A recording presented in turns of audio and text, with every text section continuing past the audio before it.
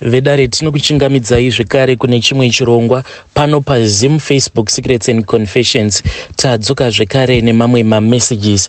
Regedzai tibva tapinda mumamessages edu atadzoka takakubatirai. Hei zvakangoma hazvo vedu we hanzi makadi zvenyu mukomanashi ndinokumbirawo kuti munge muchindiposterawo nyaya yangu makavigawo chitupa changu. Inini mukomanashi pane umwewo mukadzi uyo ava kugara pamba pedu, so mukadzi uyu chaakandivengera handitombozivi zvachose. Iye atori nedambudziko riya rekuti inini kana ndikamumhoresa anobva andi-ignore. So zvakaitika ndezvekuti murume wake ndiye akatanga kugara pamba pedu iye asati auya kuzotanga kugara nemurume wake, pose apa ainge agere kumusha.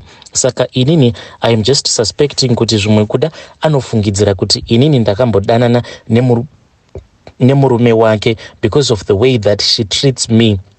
Please advise me vedare kuti ndoita sei. Inini ndini caretaker pamba apa pevabereki vangu. Baba naamai vangu vanotogarawo kuplot. Should I just fire them ndovaudza kuti endai muchinotsvaka kwekugara somewhere else, because attitude yacho yandinopiwa nemudzimai wacho, especially paya kana kuri kunzi murume wacho kana akangoona murume wake achindimhoresa ndinozotonzwa vanhu vava kutukana. Saka zvekushayiswa mufaro pamba pevabereki vangu handidi zvangu. Ndinokumbirawo kuti mundipewo advice kuti ndoita sei. Should I just ignore and focus with my life, or ndomuconfronta mukadzi uyu ndomuudza kuti as long as iye ari Roger, she has to respect other people's homes.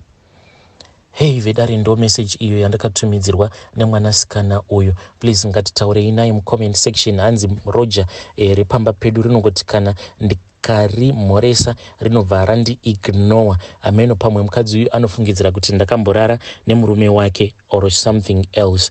Regedzai tibva taenda panyaya yedu inotevera. Nyaya yedu inotevera yakamira sekudai so. Hanzi hello mukomanashi muri sei? Please post for me as ID. Makadii mukomanashi? Ndine nyaya yangu yandinodawo kuti munge muchizondiisirawo mudare renyu. Inini ndiri umwe wevateereri venyu pa each and every confession yamunoisa ndinogara ndichingoteerera. Saka inini nyaya yandiri kuda kutaura nezvayo yakamira yakadai so. Ndiri mukadzi ane makore 34 ekuberekwa. Ndine vana vangu vatatu. Pane nyaya yeumwe murume uyo ainge achiti iye akaita barika, but barika iri ndiro rinova rakazourayisa mwana wake neumwe mukadzi uyo waainge achiti akatemererwa nyora dzemuzvidya. Inini nyaya yangu yebarika yakamira sekudai so. Murume wandakasangana naye anova ari iye baba wevana vangu ava akandiroora. Iye akandiroora paakauya kuno kuSouth Africa. This was long back, but paakandinyenga akandiudza iye achiti ainge asati amboroora zvachose, asi ainge achindinyepera zvake. Ainge ari munhu ainge akatomboroora mukadzi wake ndokubva azosungwa. Mukadzi uya akabva azoiswa kujeri rekuSouth Africa ikoko. So nyaya yakazoitika ndeyekuti ndakagara nemurume uyu ndokubva ndazoita vana vangu vatatu pasina kana nyaya yandainge ndakambonzwa nezvemukadzi wake uyu wekujeri. Zvakazoitika ndezvekuti ndakazonzwa nyaya yava kutaurika. Apa nyaya iyi payakatanga kutaurika, iye ainge ava padhuze nekubuda mujeri muya. Guys, ndakarwadziwa kutaura chokwadi. Murume ndokubva ndazomubvunza. Iye akati ndaitya kuti unokwanisa kuzondiramba, ndokusaka ndakanyepa. Mukadzi uya akazobuda zvake ndokubva murume manje azoti kwandiri munofanira kuti munge muchigara mose. Apa ainge achibvira kuti pamusha paya apo pandakavaka musha wangu wandainge ndakavaka inini, because mukadzi uyu ainge akangoroorerwawo joni, ainge asati akamboendawo kuZim. Saka inini handina kana chake chandainge ndakamboshandisa pakuvaka musha uyu. Then akazoti abuda, inini ndakaramba kugara naye pamba paya. Vedu weka upenyu hwebarika hwakaoma kana usingazivi kuti mishonga inoitwa sei mukomanashi. Emojis of a crying face. Ndakatanga kurohwa nemurumwe, kuita kurukwa, kuonekwa sekunge ndainge ndisisiri chinhu, kuonekwa sebepa mufunge henyu. barika rinorwadza iri, handidi kana kuriona barika. Mukomanashi, ndakazenge ndakuti kana ndikarara nemurume wangu ndaivaviwa zvisingaiti. Saka zvakazoitika ndezvekuti amai guru ava ameno kuti access yekuzopinda mumba mangu vakazoiwana kupi uye sei, ndokubva vazopinda mubedroom mangu vakabva vazovhura pilo yangu iyo yandainge ndichitsamira. Vakati vavhura pilo iya ndokubva vazoisa sketi yavo mukati, ndokubva vazosonerera pilo iya vakati vasona mukoma. Iniko ndaigozivei, ndakaita 2 good weeks ndichingotsamira sketi yavo iyo yavainge vakasonerera mupilo, ndokubva ndazoona kuti there is something that is there in that pillow, but by the time when I found out kuti ndo zvainge zvichiitika izvi, it was too late mukoma. Ndakabva ndatoona kuti kwainge kuine mamwe mavhu awa ainge ari kuseri kwewardrobe, ameno kuti mavhu awa ainge ari epaye, but ndinotofungidzira kuti mavhu aya anenge akatoita zvekunotorwa kumakuva.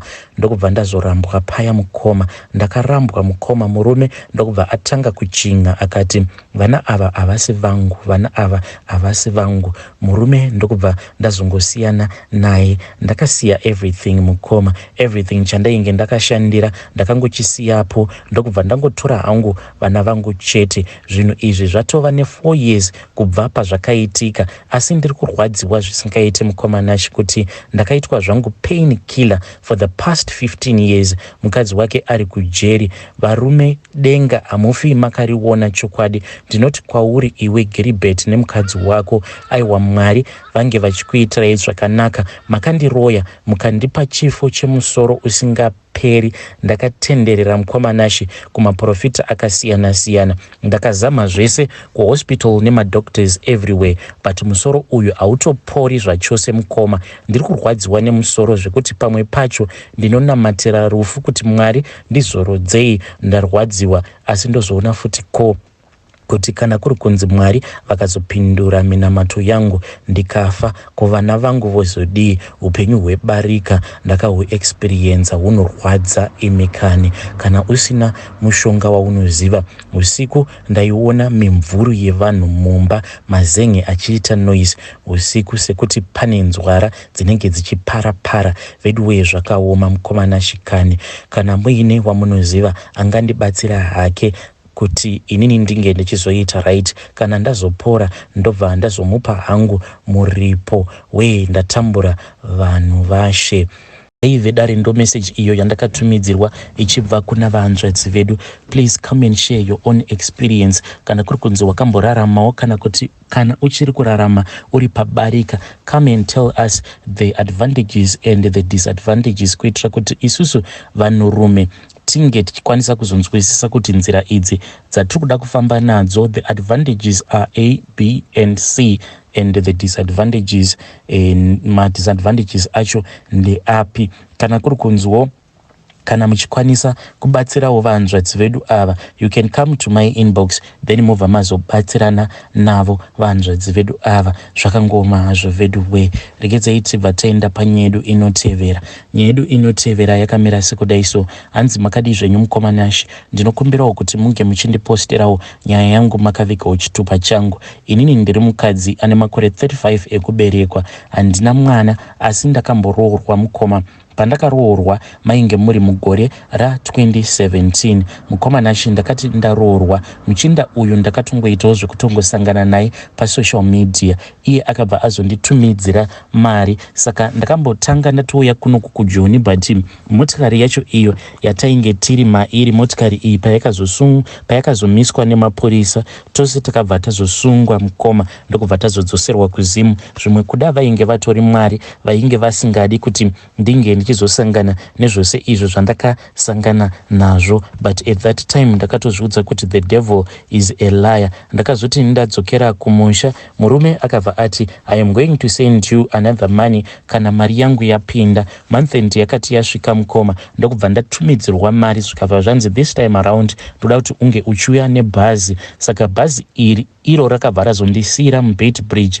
Zvinhu zvacho mukomanashi, so mhepo kana dzakasonana newe. Vanhu vakati vari busy paya vachidhinda mapassport, ameno kuti last minute chii chakazoitika. Ndakangonzwa ndichibatwa neumwe mudumbu wekuti ndaitonzwa kutoti panapa zvava kutouya. Saka pandakaona kuti vanhu vose vainge vasati vadzoka mubhazi, ndakabva ndamhanya ndokubva ndaenda kumatoilets. This was way before bhodha risati ratombogadzirwa nenzira dzarakazogadzirwa nadzo right now. Mukoma ndakati ndaenda kumatoilet kuya pandakazobuda mukoma kutoti bhazi ungariwana. Izvo bhazi rainge ratova kuSouth African side. Apa pandakabuda mubhazi ndakangosiya chibhegi changu, lucky enough phone number dzemuchinda wangu ndainge ndichidziziva. Bhazi riya mukoma rakazotocrossa over on the other side. Apa muchinda wangu ainge achingofona kuzosvika foni iya ichizopiwa conductor. Then conductor ndipo akazotaura kuti mudzimai wako atosara wena. Apa mari tainge tatobhadhara mari kudhara mari yebhazi nezvimwewo zvibinge zvemurodhi umu. Mukoma iye murume ndopa akabva azorakidza chido, akabva azobva pabasa ndokubva azouya mumesina ndokubva azondimirira inini on my side. Conductor uya akabva azopa muchinda wangu uyu mafone numbers eumwewo munhu uyo ainge achiitawo zvekutakura vanhu from Zim side vachivaendesa kuSouth African side. Azoti ndasvika pamba pemuchinda, I was so grateful for everything that he had done. Mukoma ndakabva ndatongomupa my heart pasina kana nguva. Mukoma ndokubva ndabatira pamoviri. Kunze uku kune varume vane hutsinye. Akamirira kusvika paya nhumbu yangu payainge yakura. One day akatoti iko zvino zvikauchaenda hakusisina. Saka ndakangofungidzira kuti majokes. Mukoma munhu akabva azotanga kundiratidza true colors ake. So sevanhuwo vekuti iye ainge achishanda muprazi, pane pamwe paprazi apo painge paine chishabhini pane chimwe chikombo each and every day. Mukoma aiti kana vachaisa paya vaichaisa kuma5 aingouya kumba. Mukoma obva angosiya chibhegi chake chinenge chiine zvimalunch box. Ndiye uyo obva atoti tande, obva apinda muroad achitoenda panext farm ipapo painge paine chishabhini. Apa inini Mukoma nditoriwo mwana wekutoti ndakatongokurirawo kumayadhi. Zvose izvi it was still very new kwandiri kugara mumakomboni kuita sei, but I was trying kuti ndinge ndichingoitawo something with my own life, ndikwanise kubreak that case that was said was on my life.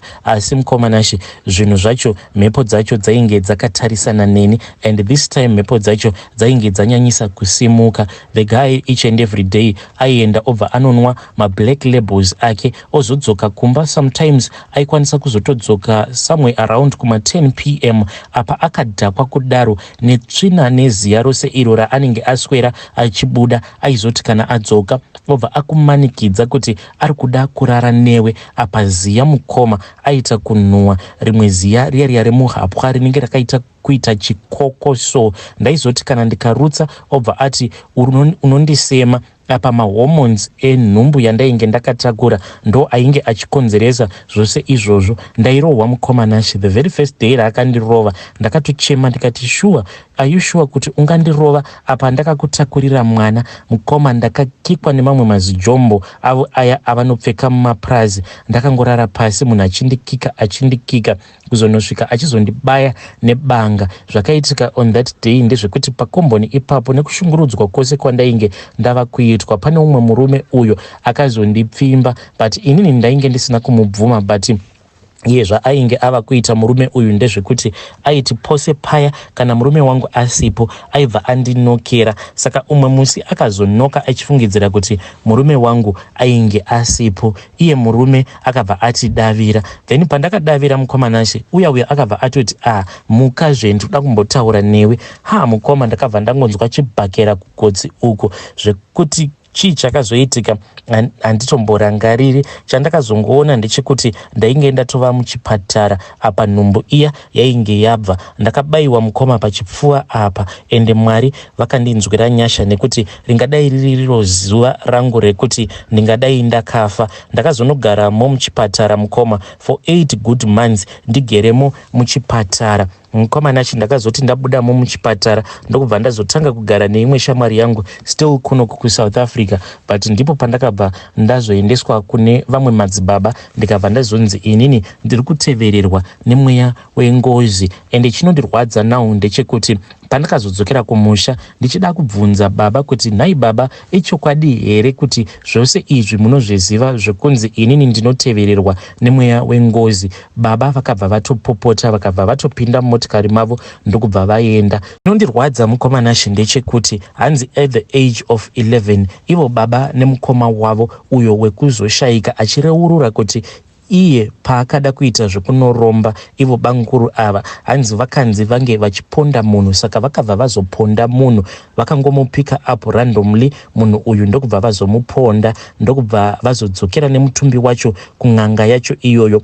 Then vakabva vazotema-tema dehenya rake munhu uyu banguru wavainge vaponda, ndokubva vazotanga kudya pfungwa dzake. Ndo marombero acho avakaita iwawo. Asi banguru vangu ava, even though pavainge vachiri vapenyu, he was a big businessman, but banguru vakazofa vava kupenga, ende vachinopenga vainge vachitoreurura kuti inini ndakadya munhu, ndakadya pfungwa dzemunhu. Saka at that time tichikura taingofungidzira kuti maybe banguru kupenga kwavari kuita kuri kukonzeresa kuti vange vachitaura kuti ivo vakadya pfungwa dzemunhurume. But madzibaba pavakandiudza kuti baba vako vanoziva zvose zvakaitika, pandakazodzokera kumusha mukoma ndipo pandakatoona kutoti baba zvekutotaura neni vainge vava kusatoda. Nanhasi uno mukoma havatombodi zvekutaura neni, but zvakaitika ipapo hanzi at the age of 11 ndo pavakaenda neni kun'anga iyoyo yacho kwavakaperekedzana